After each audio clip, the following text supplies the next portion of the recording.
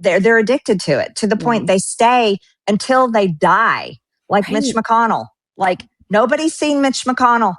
I mean, I think it's easy to decide the man is dead. Marjorie Taylor Greene is claiming that Mitch McConnell is politically finished, and she seems far more convinced of that than Kentucky Governor Andy Beshear, who doesn't appear to be in any hurry to replace McConnell, even though many believe that's exactly what should happen.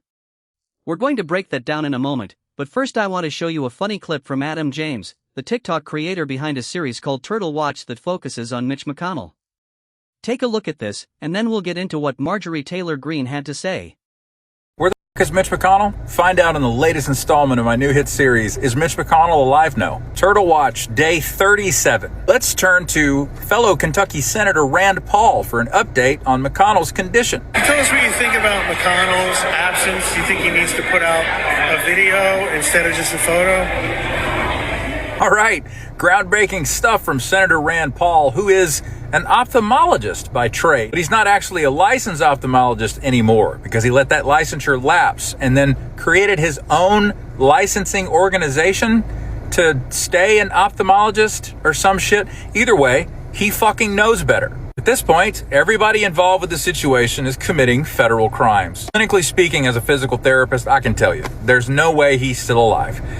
He's not doing rehab. If he were doing rehab, he'd be well enough to call into a news station, do a press conference, a video call, something.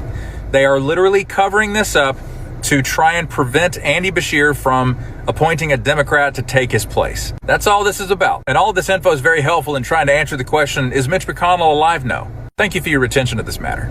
Even if Mitch McConnell is still alive, many people argue that he's no longer capable of doing the job he was elected to do. Think about it this way. If you disappeared from work for weeks or even months and no one could reach you, how long do you think you'd keep your job? Most people would probably be replaced within a day or two, yet Mitch McConnell has remained in his position. Now let's look at what Kentucky Governor Andy Beshear has to say. Is he actually making any effort to push for a replacement, or is he standing back? We'll get to Marjorie Taylor Greene's comments in just a moment, but first let's hear from Andy Beshear so we can compare the two side by side. Your boss, like anybody else out there who works, an explanation of what's been going on and when you'll get back. And that's all we're asking for from the senator. It's been reported that he's had 17 and 20-minute conversations with different individuals.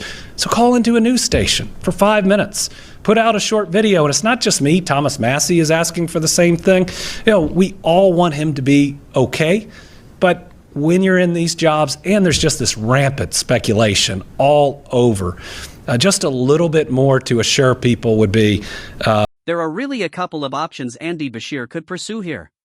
One would be to visit the hospital, rehabilitation center, or wherever Mitch McConnell is reportedly staying and simply say, I'd like to see him for a few minutes. I just want to check on him, see how he's doing, and get some idea of when he might be able to return to work. Some people will immediately bring up privacy concerns. But this isn't about demanding access to his medical records. It's about asking to speak with him. As the governor of Kentucky, you would think Andy Beshear has at least some influence when it comes to state-regulated medical facilities and could speak with the people in charge. This situation is also very different from someone working at a bank, an accounting firm, or a retail store. Mitch McConnell is a public official who was elected to represent the people of Kentucky and the American public, so it's reasonable for people to want basic answers. No one is asking to see confidential medical records because that would violate privacy laws.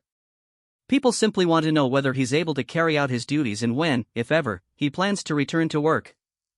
It's hard to understand why Andy Beshear hasn't taken a stronger position by saying something like, Mitch, you have 48 hours to get on the phone with me, join a Zoom call, or meet with me in person.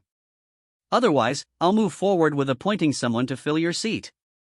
He could then hold a press conference, announce a temporary replacement, and send that person to Washington to be sworn in until McConnell returns or another process takes place. If Republicans tried to block that move, it would likely create a major public confrontation in Washington that would play out on national television. Many voters might see it as Democrats simply trying to make sure Kentucky has someone there to do the job, while Republicans would be seen as standing in the way. From that perspective, some believe it could become a political advantage for Democrats heading into the next election. Now let's take a look at what Marjorie Taylor Greene had to say. These politicians, many of them are there for a career. They are there. They are planning to stay there for as long as possible. They love the power. They love the fame. They love the, oh, hello, Mr. Congressman. Let me get the door for you, Mr. Congressman.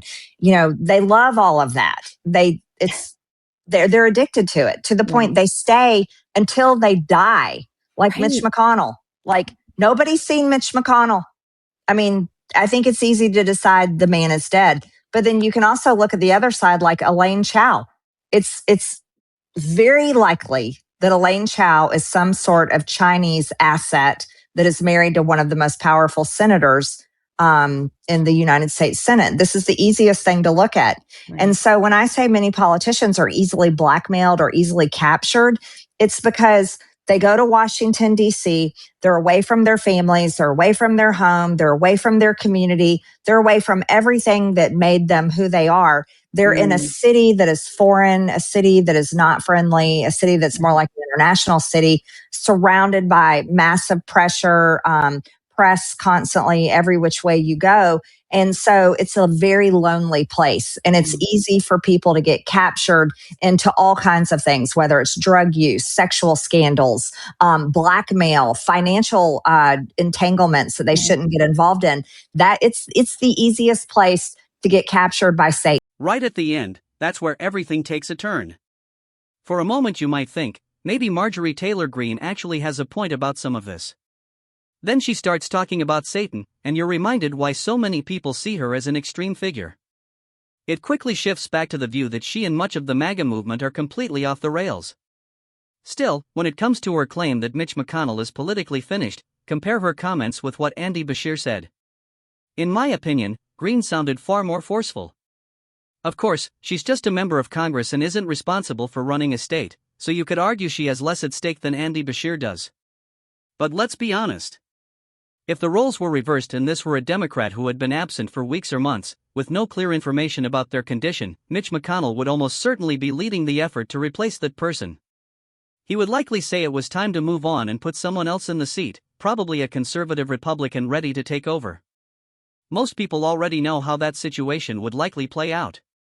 So why Andy Beshear hasn't taken a stronger approach is a question many people are asking. Is it simply a lack of political toughness, or is there something else going on? Some even wonder whether both parties are avoiding a real confrontation, almost like they're following an unwritten set of rules where Republicans play the aggressor while Democrats avoid pushing back. If Andy Beshear has serious ambitions of running for president one day, many voters believe he needs to show more determination than this. I've seen countless comments online from people saying he doesn't have the political strength they're looking for.